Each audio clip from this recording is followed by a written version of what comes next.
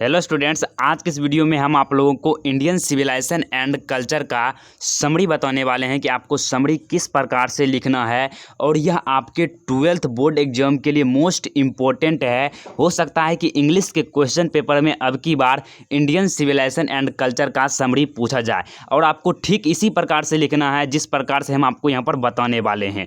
और इसमें सिंपल और सटीक शब्दों का इस्तेमाल किए हैं। अगर आप इसे 2 से 3 बार लिख कर प्रैक्टिस कर लेते हैं तो आपके दिमाग में छप जाएगा और आप पेपर में ज़रूर छाप कर आइएगा। तो चलिए शुरू करते हैं और आपको अच्छे तरीके से समझा देते हैं। प्रश्न है कि summarise Indian civilisation and culture. भारतीय सभ्यता और संस्कृति का यहाँ पर आपको सारांश प्रस्तुत करना है। प्रश्न यह पूछा जाता है। और एक बात इसमें आपको ध्यान रखना होगा कि आपका जो शब्द है वह सटीक और सरल होना चाहिए। किसी भी आज पोइट्री सेक्शन का आप पाठ पढ़ते हैं या प्रोज सेक्शन का हो, आपको उसे संक्षिप्त रूप में लिखना ही उसका समरी कहलाता है। तो इसमें भी हमने उसी प्रकार से लिखे हैं ताकि इसमें आपको याद करने में कोई कठिनाई ना हो, आप अच्छे तरीके से याद कर सकते हैं। तो यहाँ पर आपको शुरू में लिखना है कि इंडियन सिविलाइजेशन एंड कल्चर, ये चैप्टर भी है जिसके राइटर महात्मा गांधी जी हैं। और इसे इन्वाइटेड कोमा बंद करने के पश्चात आपको लिखना है is an extract from the autobiography of Mahatma Gandhi. तो इसका अर्थ आप भी लगा सकते हैं, साधारण ही है कि इंडियन सिविलाइजेशन एंड कल्चर, जो भारतीय सभ्यता और संस्कृति है, वह महात्मा गांधी के आत्मकथा, ऑटोबायोग्राफी मतलब आत्मकथा का एक उद्धरण है या आत्मकथा का एक एक्सट्रैक्ट मतलब अंश या हिस्सा है। उसके बाद कहते हैं इन दिस एक्सट्रैक्ट, इस उद्धरण में या इस अंश में Gandhi ji talks about the silent features of Indian civilisation and culture. इस अंश या उद्धरण में गांधी जी बात करते हैं, क्या बात करते हैं? तो भारतीय सभ्यता और संस्कृति के साइलेंट फीचर्स मतलब साइलेंट विशेषताओं के बारे में इस चैप्टर में बात करते हैं। वे कहते हैं he says that Indian civilisation and culture is the best and oldest civilisation and culture in the world. इसका क्या अर्थ है? तो गांधी जी कहते हैं कि जो भारतीय सभ्यता और संस्कृति है वह सबसे अच्छी, बेस्ट है और सबसे प्राचीन भी है इस वर्ल्ड में। जो भारत की सभ्यता और संस्कृति है इस विश्व में सबसे अच्छी और प्राचीन सभ्यता है। There is no match of this civilisation, many civilisation flourished and perished in the world but Indian civilisation is still living.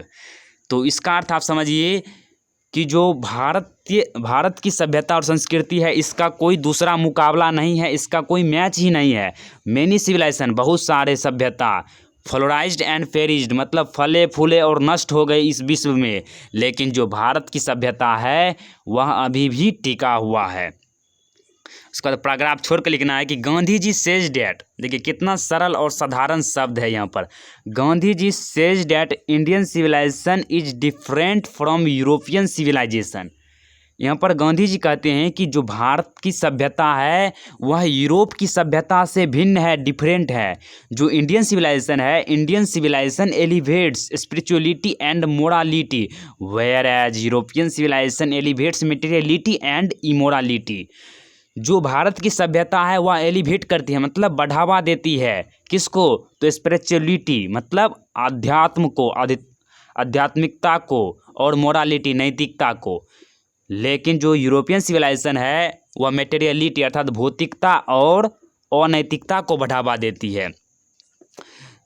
तो इसका अर्थ इसमें हुआ कि जो भारत की सभ्यता है वह अध्यात्म और नैतिकता को बढ़ावा देती है, जबकि जो यूरोप की सभ्यता है वह भौतिकता और अनैतिकता को बढ़ावा देते हैं। उसके बाद थोड़ा सा और बचा हुआ है जो आपको ध्यान से देखना है यहाँ पर। उसके बाद है कि modern civilisation is worship of materiality and brutality. जो आधुनिक सभ्यता है वह मटेरियलिटी मतलब भौतिकता और क्रूरता की पूजा है। वर्शिप मतलब होता है पूजा।